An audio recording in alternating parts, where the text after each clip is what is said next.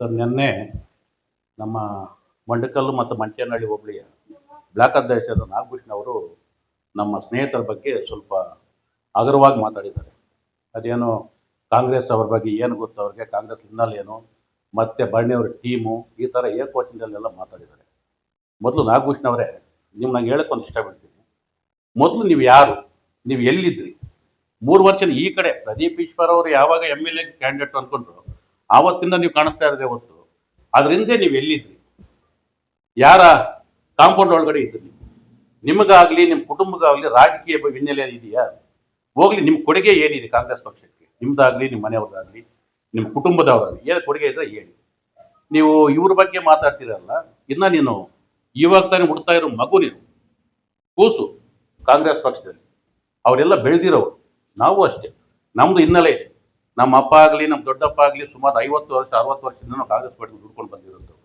ನೀನು ಹೋಗ್ಬಿಟ್ಟು ಅವ್ನು ಹಗುರವಾಗಿ ರಾಜಣ್ಣ ಅವ್ರಿಗೆ ಕಾಂಗ್ರೆಸ್ ಏನು ಗೊತ್ತು, ಕಾಂಗ್ರೆಸ್ ಅವ್ರಿಗೆ ಮಣ್ಕಲ್ ಹೋಗ್ಬೇಡಿ ಪರವಾಗಿ ಇಟ್ಕೊಂಡು ವಿಷಯ ಇಟ್ಕೊಂಡು ಏನೇನೋ ಮಾತಾಡಿದ್ರು ಅವ್ರ ಬಗ್ಗೆ. ಅವ್ರ ಹಿನ್ನೆಲೆ ಗೊತ್ತಾ ನಿಮ್ಗೆ? ಹೋಗ್ಲಿ, ಇನ್ನ ಬಚ್ಚ ನೀನು. ಸುಮಾರು ಒಂದು 15-20 ವರ್ಷ ಹಿಂದ್ಗಡೆನೆ 3 ಸರ್ತಿ ಚೇರ್ಮನ್ ಮಾಡಿರುವಂಥ ಒಂದು ಕೊಡುಗೆ ಅವ್ರಿಗಿದೆ ಮಣ್ಕಲ್ಲಲ್ಲಿ. ಯಾರು? ನಮ್ಮ MR ಶ್ರೀನಿವಾಸಮೂರ್ತಿ ತಾಯಿಯವರಾದಂಥ JMK ಅವರು, ಮತ್ತು ಇಮಾಮ್ ಸಾಬಿ ಅವರು, ಮತ್ತು ನಮ್ಮ ಯಾರು ಸರ್ ಅವರು ಇನ್ನೊಬ್ರು ಬರ್ತಾರೆ, ಅವ್ರ ಹಿನ್ನೆಲೆ ಇದೆ ಕೃಷ್ಣಪ್ಪ ಅವರು. ಅವ್ರಿಗೆ 3 ಜನ ಮಾಡಿದ್ದಾರೆ. ಬೇಕಾದ್ರೆ ನೀವು ಹೋಗಿ ಎನ್ಕ್ವೈರಿ ಮಾಡ್ಕೊಳ್ಳಿ. ಅವಾಗ ನೀವು ಎಲ್ಲಿದ್ರೋ ಬಿಡಿ, ಏನು ಗೊತ್ತಾಗುತ್ತೆ ನಿಮಗೆ. ಆಮೇಲೆ 2000 ಇಸ್ವಿಯಲ್ಲಿ ನಾನು ಮತ್ತು ನಮ್ಮ ಕಾಂಗ್ರೆಸ್ ರಾಜನವರಪ್ಪ ರಾಮಕೃಷ್ಣ ಅಣ್ಣ ಅವರು ಮತ್ತು ದೇವರಾಜ್, ಅವಾಗ ಅಡ್ಡಗಲ್ ಪಂಚಾಯತ್ ಎಲ್ಲ ನಮಗೆ ಇದ್ದಿದ್ದು, ಅದು ಪಂಚಾಯತ್ಗೆ ಇದ್ದಿದ್ದು. 3 ಜನ ನಾವು ಕಾಂಗ್ರೆಸ್ಸಲ್ಲಿ ಮಾತ್ರ ಗೆದ್ದಿದ್ದು. ಇನ್ನು 13 ಜನ JDS ಅಲ್ಲಿ ಗೆದ್ದಿದ್ವಿ. ಅವ್ರು ಗೆದ್ದಿದ್ದು 13 ಜನ, ನಾವು 3 ಜನ ಕಾಂಗ್ರೆಸ್ಸಲ್ಲಿ ಗೆದ್ದಿದ್ದು.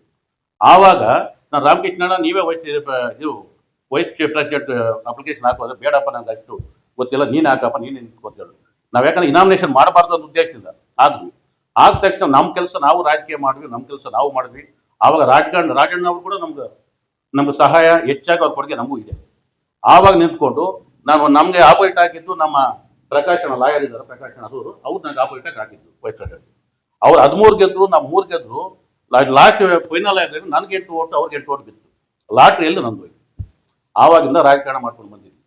ಬಹುಶಃ ನಾನು 2007ರಲ್ಲಿ ಫಸ್ಟು ರಾಜಕೀಯ ದುರ್ಯೋಜನೆ ಕೇಸ್ ಹಾಕ್ಸ್ಕೊಂಡು ಫಸ್ಟ್ ನಮ್ಮ ತಾಲೂಕಲ್ಲಿ ನಾನೇ ಅನಿಸುತ್ತೆ. ಅಲ್ಲಿಂದ ನಾನು ನೋಡ್ಕೊಂಡು ಬಂದಿದ್ವಿ. ನೀನು ನೆನ್ನೆಲ್ಲ ಮೊನ್ನೆ ಬಂದ್ಬಿಟ್ಟು ಅವ್ರು ಹಿಂಗೆ ಇವ್ರು ಹಿಂಗೆ ರಾಜಣ್ಣ ಬಗ್ಗೆ ಮಾತ್ರ ನೀಕಿತ್ತೆ ಆಗ್ತದೆ, ನೀನು ಇದೆಯಾ? ಹೋಗ್ಲಿ, ಏನಿದೆ ಅಂತ ಮಾತಾಡ್ತೀರ ಅವ್ರ ಬಗ್ಗೆ ನೀವು? ನಾನು ಇವಾಗ ನಾಗಭೂಷಣ್ ಅವರೇ, ನಾವು ಒಂದು ಮಾತು ಹೇಳ್ತಾ ಇದ್ದೀನಿ, ಯಾವುದೇ ಕಾರಣಕ್ಕೆ ಮಾತಾಡಬೇಕಾದ್ರೆ ಹಿಂದೆ ಮುಂದೆ ನೋಡ್ಕೊಂಡು ಮಾತಾಡಿ. ಎಲ್ಲರೂ ಮಾತಾಡಕ್ಕೆ ಹೋಗ್ಬೇಡಿ. ನಾನು ರಾಜಕೀಯದಲ್ಲಿ ಬೆಳಿಬೇಕಾದ್ರೆ ಬೆಳೆಸ್ಕೋ, ಬೇಡ ಅನ್ನಿಲ್ಲ. ನೀವು ಕಾಂಗ್ರೆಸ್ ಪಕ್ಷದಲ್ಲಿ ಬಂದಿದ್ರ ಇರಿ, ಅಷ್ಟು ಬಿಟ್ಬಿಟ್ಟು ವೈಯಕ್ತಿಕವಾಗಿ ದೇಶ ಇಟ್ಕೊಂಡು ಯಾವ್ಯಾವ್ದು ಇಟ್ಕೊಂಡು ಹೋಗಿ ಏನೇನು ಮಾತಾಡಕ್ಕೆ ಹೋದ್ರೆ ಚೆನ್ನಾಗಿರಲ್ಲಪ್ಪ. ನಾಳೆ ಪರಿಣಾಮ ಎದುರಿಸ್ಬೇಕಾಗುತ್ತೆ ಹಿಂಗೆ ಮಾತಾಡಿದ್ರೆ. ಅದೇ ಯಾರನ್ನ ಮೆಚ್ಚಕ್ ಮಾಡ್ತಾರ ಅಷ್ಟೇ. ಅವ್ರಿಗೂ ಸ್ವಂತ ರಾಜಕೀಯದಲ್ಲಿ ಸ್ವಂತ ಬುದ್ಧಿ ಇಲ್ಲ. ಅವರೊಬ್ಬ ಮಾಸ್ಟ್ರು ಪಾಠ ಹೇಳ್ಕೊಂಡಿದ್ದು. ಅದು ಇರ್ಲಿ, ಸಂತೋಷ. ರಾಜಕೀಯ ಬಂದಿದ್ಯಾ, ಬಂದು ಮೊದಲು ಹಿನ್ನೆಲೆ ತಿಳ್ಕೊಳ್ಳಿ. ಯಾರ ಬಗ್ಗೆ ಮಾತಾಡ್ಬೇಕಾದ್ರೆ ಅವ್ರು ಏನು ಹಿನ್ನೆಲೆ ಇದೆ, ಎಷ್ಟು ಯಾವ ಕುಟುಂಬ ಹಿನ್ನೆಲೆ ಏನಿದೆ, ಅವ್ರು ಏನು ಕೊಡುಗೆ ಇದೆ. ಯಾವತ್ತಾದ್ರೂ ಹೋಗಿ ನಿಮ್ಗೆ ಬ್ಯಾನರ್ ಅನಿಸಿದ್ಯಾ? ಒಂದು ಪಾಂಪ್ಲೆಟ್ ಕೊಟ್ಟಿದ್ಯಾ? ಯಾರೋ ವೋಟ್ ಕೇಳಿದ್ಯಾ? ಒಂದು ಕೇಸ್ ಹಾಕೊಂಡಿದ್ಯಾ? ಒಂದು ಸೈಕಲ್ ಭಾಗ ಆಗಿದೆಯಾ? ನಾವು ಗಾಂಧಿ ನಡಿಗೆ ಅಂತ ಪ್ರೋಗ್ರಾಮ್ ಮಾಡಿದ್ವಿ ವೀರಪ್ಪ ಇಲ್ಲಿ ಸಾಹೇಬ್ರಿದ್ದಾಗ. ಅದ್ರ ಬಗ್ಗೆ ನಿಮ್ಗೆ ಏನಾದ್ರು ಗೊತ್ತಾ? ಹೋಗ್ಲಿ, ಹೆಂಗ್ ಮಾಡಿದ್ವಿ, ಎಲ್ಲೆಲ್ಲಿ ಮಾಡಿದ್ವಿ ಅಂತ. ಮತ್ತೆ ಎಲೆಕ್ಷನ್ 2 ತಿಂಗಳು ಮುಂಚೆಗಡೆ ಹಿಂದೆ ಎಲೆಕ್ಷನ್ ಹಿಂದ್ಗಡೆ ನಾವು ಗ್ಯಾರಂಟಿ ಕಾರ್ಡ್ ಹಂಚಕ್ಕೆ ಹೋದ್ವಿ. ಅದು ಗೊತ್ತಾ? ಗ್ಯಾರಂಟಿ ಕಾರ್ಡ್ ಏನಂತ ನಿಮಗೆ?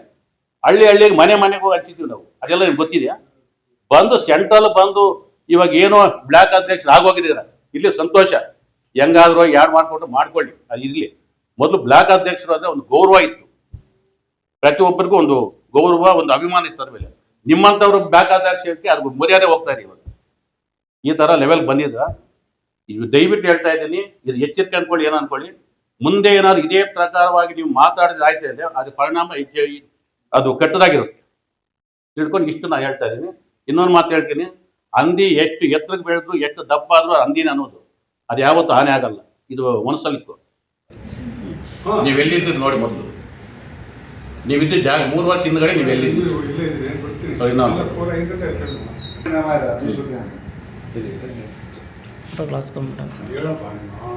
ನೋಡಿ, ಎಲ್ಲಿ ನೀವೇ ನೋಡಿ. ಅಲ್ಲ, ನೀವು ಎಲ್ಲಿದ್ರೆ ಅವ್ನು ನೋಡಿ ಪ್ರೂಫ್ ತೋರಿಸ್ತಾ ಇದ್ರಲ್ಲ, ನೋಡಿ ನೀವೇ ನೋಡಿ.